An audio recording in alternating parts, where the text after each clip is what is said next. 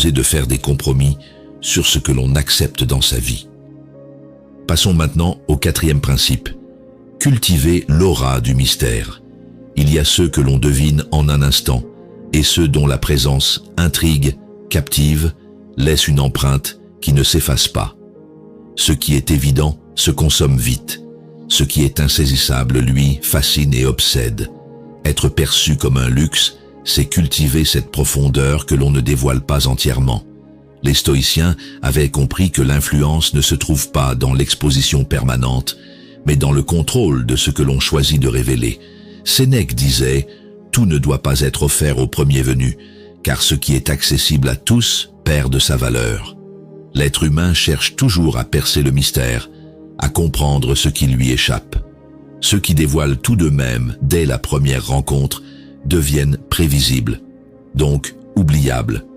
Regardez les figures qui inspirent le plus de respect ou d'admiration. Ce ne sont jamais celles qui s'étalent sans retenue, qui cherchent à se justifier ou à prouver leur valeur en permanence. Ce sont celles qui laissent volontairement des zones d'ombre, celles dont on sent qu'il y a toujours quelque chose de plus à découvrir. Imaginez une œuvre d'art magistrale, placée au centre d'une galerie. Elle ne crie pas sa beauté, elle ne supplie pas que l'on s'arrête devant elle. Elle est simplement là, imposante, silencieuse, et pourtant, c'est elle qui capte tous les regards. Ce qui est rare n'a pas besoin de se vendre, ce qui est rare attire naturellement. Trop parler, trop expliquer, trop chercher à être compris, tue l'aura d'exception. La présence précieuse ne se dilue pas dans un flot de paroles. Elle sait le pouvoir du silence, elle comprend la force de la retenue. Tout ne doit pas être offert sur un plateau. Ceux qui veulent vraiment comprendre feront l'effort de chercher. Un stoïcien ne se livre pas à la première occasion. Il parle peu, mais chaque mot a du poids. Il se montre, mais ne s'étale pas. Il agit, mais ne s'explique pas inutilement. Il sait que l'inconnu captive plus que l'exposé, que le mystère attire plus que la transparence absolue. Ne vous donnez pas entièrement au monde. Laissez toujours une part de vous-même hors de portée. C'est dans cette retenue que réside le véritable pouvoir. Poursuivons avec le cinquième principe. Ne vous excusez jamais d'être exigeant.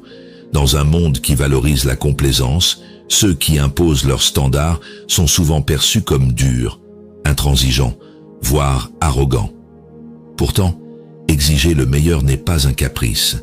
C'est une déclaration silencieuse de valeur personnelle.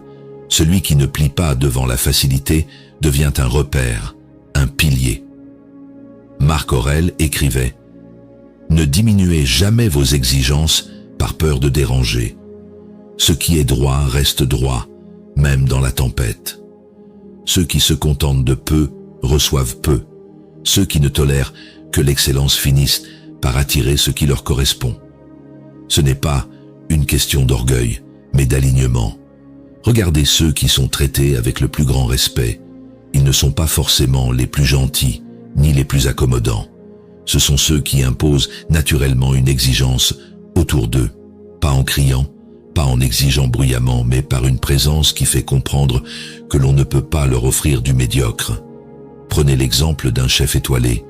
Il pourrait accepter des ingrédients de qualité inférieure, tolérer des approximations dans son art, mais ce serait renier ce qui fait son prestige. Il sait que chaque détail compte, et c'est cette exigence qui forge sa réputation. Un homme ou une femme de valeur applique ce même principe à toutes les sphères de sa vie. Mais il y a une chose essentielle. Ceux qui sont exigeants sans en être dignes ne sont pas respectés, ils sont méprisés. L'exigence ne s'impose pas, elle se justifie par l'excellence de son propre comportement. Ne jamais exiger des autres ce que l'on ne s'impose pas à soi-même. Les stoïciens vivaient selon un code strict. Ils savaient que l'exigence n'est pas une prison, mais une clé vers une existence qui force le respect. Ce que vous tolérez dans votre vie en dit long sur vous. Si vous acceptez la médiocrité, vous en serez entouré. Si vous l'éliminez, vous ne laisserez place qu'à ce qui mérite d'exister à vos côtés. Ne vous excusez jamais d'attendre plus du monde. Ce n'est pas à vous de vous adapter au banal, c'est au banal de disparaître en votre présence. Explorons maintenant le 6e principe.